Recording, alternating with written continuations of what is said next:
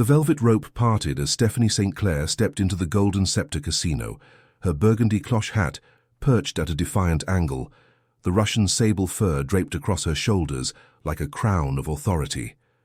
The year was 1931, and the air inside smelled of cigar smoke, desperation, and old money trying to look new. Every eye in the establishment turned toward her, not because she was a woman entering a man's domain, but because she was the woman who had built an empire in Harlem while most of these gangsters were still running numbers for pennies. Tommy the Knife Marcello sat at the far end of the main floor, surrounded by his crew of sycophants and enforcers. He was a bull of a man, thick-necked and crude, with hands that had broken more bones than a butcher had cracked chickens.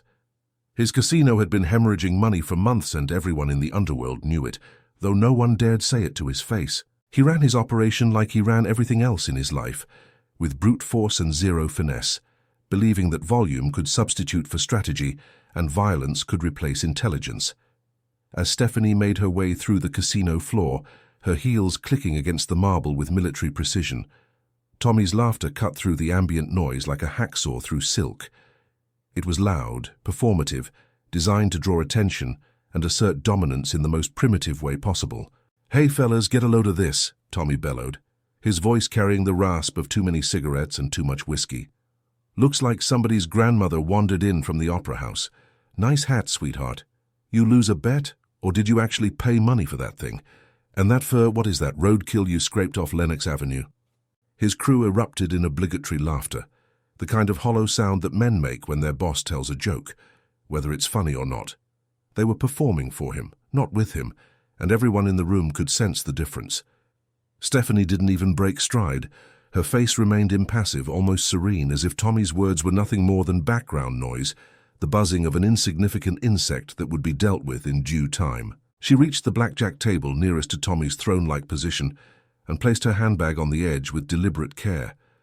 The dealer, a nervous young man with sweat beading on his upper lip, glanced between Stephanie and Tommy, unsure of the protocol when your boss insults a customer who radiates more danger than a loaded gun. "Deal," Stephanie said simply, her voice carrying the kind of quiet authority that makes people listen harder than if she'd shouted. Tommy couldn't leave it alone. Men like him never could. Their egos were fragile things wrapped in layers of false bravado and violence, and any perceived slight or lack of acknowledgement felt like a mortal wound that had to be avenged immediately. "You even got money to play here, lady. This ain't some nickel-and-dime operation. We got standards. Maybe you should try the church bingo down the street. They probably got games more your speed." Stephanie played 3 hands. She won 2, lost 1, and tipped the dealer with a $100 bill, which was more than the young man probably made in a week.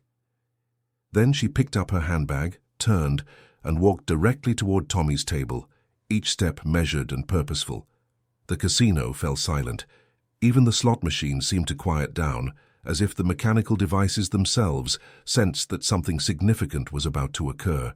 She stopped 3 feet from Tommy's chair, close enough to speak without raising her voice, far enough to maintain the power position.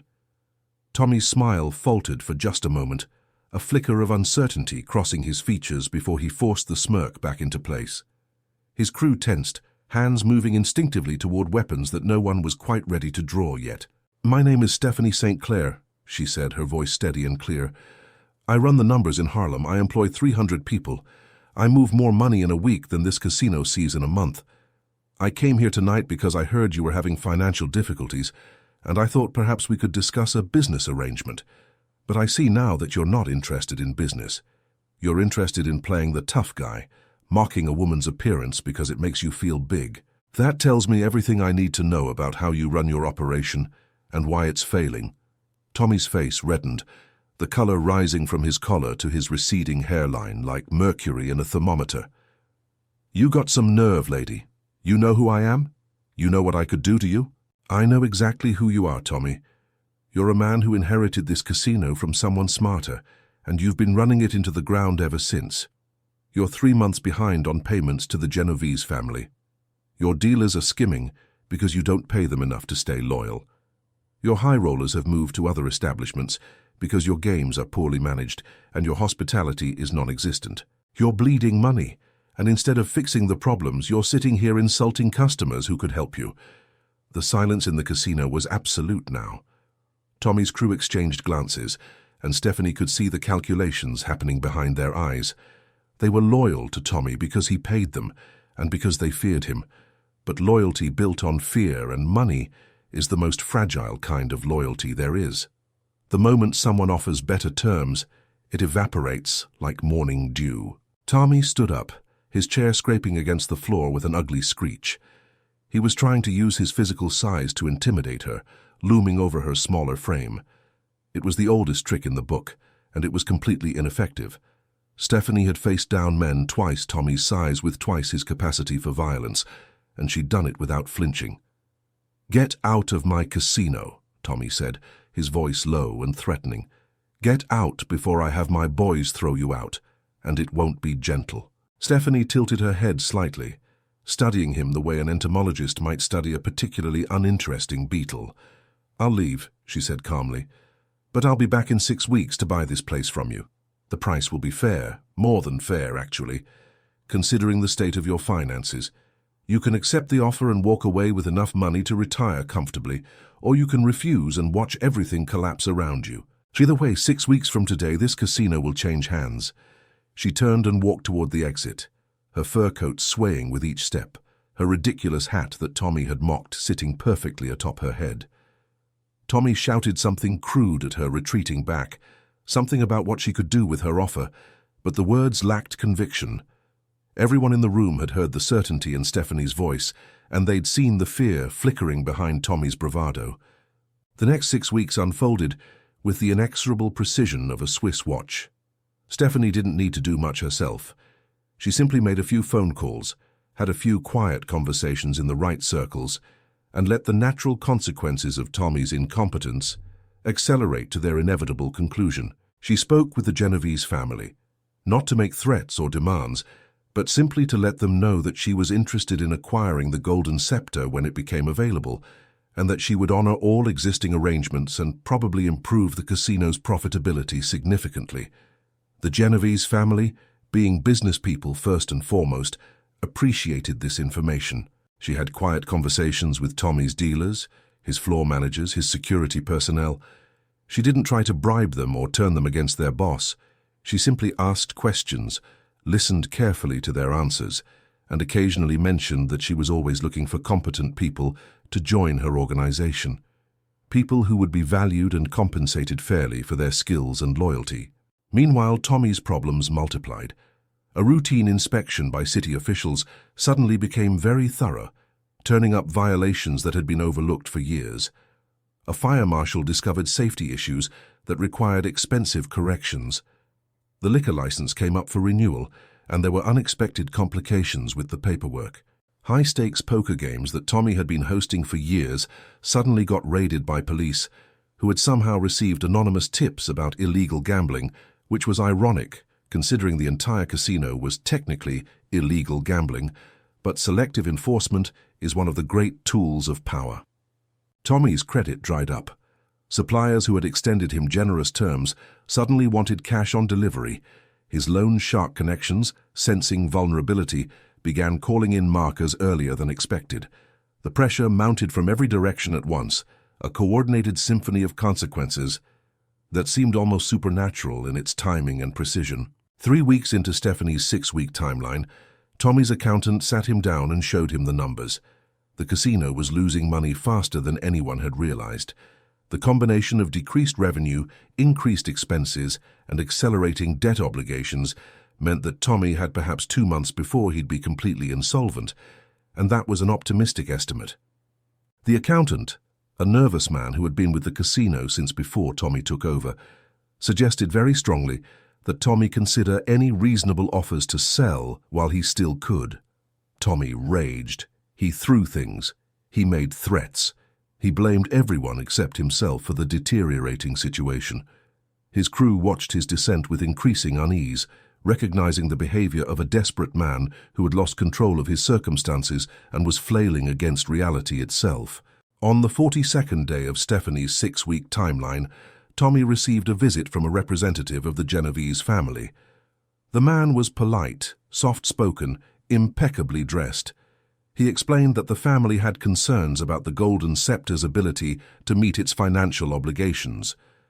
He mentioned that they had been approached by another party, a very serious and capable party, who had expressed interest in acquiring the casino and who had assured the family that all existing arrangements would be honored and improved upon. The representative suggested, in the gentlest possible terms, that it might be in everyone's best interest if Tommy seriously considered this offer when it was formally presented. Tommy understood the subtext. The Genovese family wasn't making a suggestion. They were delivering an instruction wrapped in velvet politeness, and the consequences of ignoring that instruction would be severe and permanent. On exactly the 43rd day, Stephanie St. Clair returned to the Golden Scepter Casino. She wore a different hat this time, a smart navy blue number with a subtle feather accent and a different fur, a silver fox that probably cost more than Tommy's car. She walked through the casino floor with the same measured confidence as before, but this time no one laughed. Tommy's crew watched her pass with a mixture of respect and resignation. They knew what was coming. Tommy sat at his usual table, but he looked different. The bluster was gone, replaced by a hollow-eyed exhaustion. He'd aged a decade in 6 weeks, his face gaunt, his hands trembling slightly as he lifted his whiskey glass. When Stephanie approached, he didn't stand. He didn't even look up initially. "You were right," he said finally, his voice barely above a whisper. "About everything. The dealers, the payments, all of it. How did you know?" Stephanie sat down across from him without being invited. "Because I pay attention, Tommy. I watch, I listen. I understand that business is about people and relationships and trust, not about being the loudest voice in the room or the quickest to throw a punch. You never learned that lesson, and it cost you everything." She placed a folder on the table between them. "Here's the offer. The price is fair, verified by 3 independent accountants. It's enough to pay off all your debts and leave you with a comfortable sum to start over somewhere else. All I need is your signature." Tommy stared at the folder for a long moment. His hand moved toward it, then stopped. "That thing I said, about your hat and the fur, I was just busting balls. I didn't mean nothing by it." Stephanie's expression didn't change. "Yes, you did. You meant to diminish me, to make yourself feel superior by mocking my appearance. It was petty and small, and it showed me exactly the kind of man you are.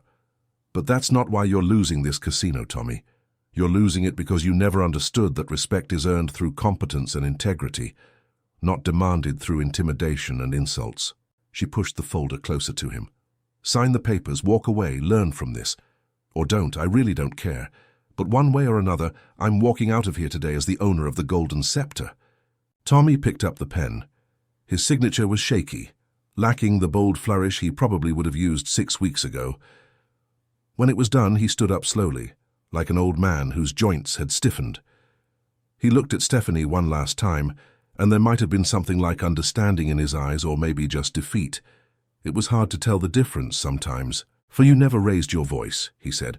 "Not once. You never threatened me, never sent anyone to rough me up. How'd you do it?" Stephanie stood, gathering the signed papers and placing them carefully in her handbag. "I didn't do anything, Tommy. I simply made it clear that there were consequences for your actions, and then I stepped back and let those consequences unfold naturally. You destroyed yourself. I just provided an alternative when the inevitable collapse came." She walked toward the exit for the second time, but this time she stopped and turned back. "The hat you mocked, it cost $300. The fur? $1,500. I could buy and sell you 10 times over, Tommy. Remember that the next time you think about judging someone by their appearance." Then she was gone, leaving Tommy standing alone in what was no longer his casino, surrounded by crew members who were already calculating how to curry favor with the new boss. The Golden Scepter would reopen under new management in 2 weeks, completely renovated and reorganized.